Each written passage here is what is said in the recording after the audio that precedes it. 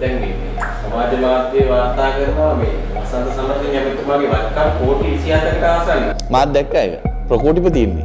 දැන් ලෝක පුදුම 7යි කියලා කියනවනේ. හරිද? 8ක් වෙන්නත් පුළුවන් මේකත් එක්ක 9 වෙන්නත් පුළුවන්. මොකද සමහර අය කියන සීගිරියත් මේකට අතුල් කරන්න ඕනි කියලා. දැන් එතනින් එහාට මේක ලෝකේ ලොකුම පුදුමයි. ලෝකේ ලොකුම පුදුමයක් නැහැනේ. සතෙන් සතේ එකතු කරලා නේද?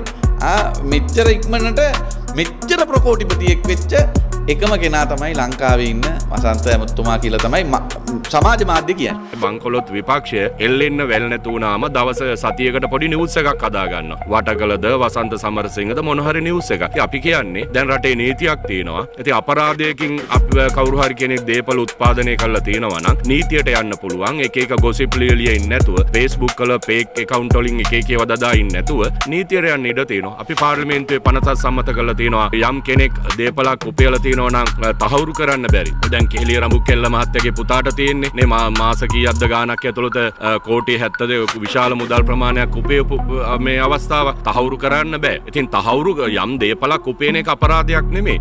යම් වත්කමක් උපය ගන්න එක අපරාධයක් නෙමෙයි. එකම දේ උපයාගත්ත වත්කම හෝ දේපල තහවුරු කරන්න පුළුවන්කම තියෙන ඕනේ ඒක උපයාගත්ත කෙනාට. ඉතින් ඒක තහවුරු කරන්න පුළුවන් නම් ඒක වරදක් නෙමෙයි. ඉතින් ඒ නිසා ඉතා පැහැදිලි අද බංකොලොත් විපක්ෂයේ යන්නේනම නැතුණාම අයිස් කඳු අහුවෙද්දී අපරාධ අහුවෙද්දී අපරාධකාරයන් පිටුපස්සේ ඉන්නේ කවුද කියලා සමාජයට නිරාවරණය වෙද්දී ජාතික ජනබලවේගයේ නායකයන්ට මඩ ගහන්න අවලාද නගන්න fake account වෙන දේවල් gossip ලියමින් ඕක තමයි අද විපක්ෂයේ ජොබ් එක වෙලා තියෙන්නේ. කේලිය රඹුකැල්ලේ පවුලට අධිචෝදනා ගොනු කරා වගේ මෙන්න මේ අමාත්‍යවරුන්ට මේක පෙන්වන්න බැරි නම් රටේ ජනතාව වෙනුවෙන් ඒක ඉෂ්ට සිද්ධ කරන්න කියලා අල්ලස් කොමිසමට කියනවා. අපි කියනවා මේ සමාජයේ මඩ ගහන සමාජයේ YouTube වලින් මේවා කිය මඩ ගගා හොද ඉන්න අයටත් ඇවිල්ලා පැමිණිලි දාන්න අල්ලස් කොමිසමට කියන මේ පරීක්ෂණ කඩිනමින් මේක පරීක්ෂා කරලා රටේ මහ ජනතාවට මේක සත්‍යාසත්‍යතාවය පෙන්වන්න නාමල් රාජපක්ෂලා දැන් පෙන්වන්න හදනවා. අපිටත් මේ වගේ මුදල් හම්බ කරගන්න බැරිද? මේගොල්ලෝ මෙච්චර ලක්ෂ 2700 ලක්ෂ ගණන් තියෙනවා නම් අපිටත් අපි හම්බ කරෙත් එහෙම දෙයක්. ඒකින්ද තමයි අපි ස්වාධීන සංවිධානයක් විදියට මේක ඉදිරියට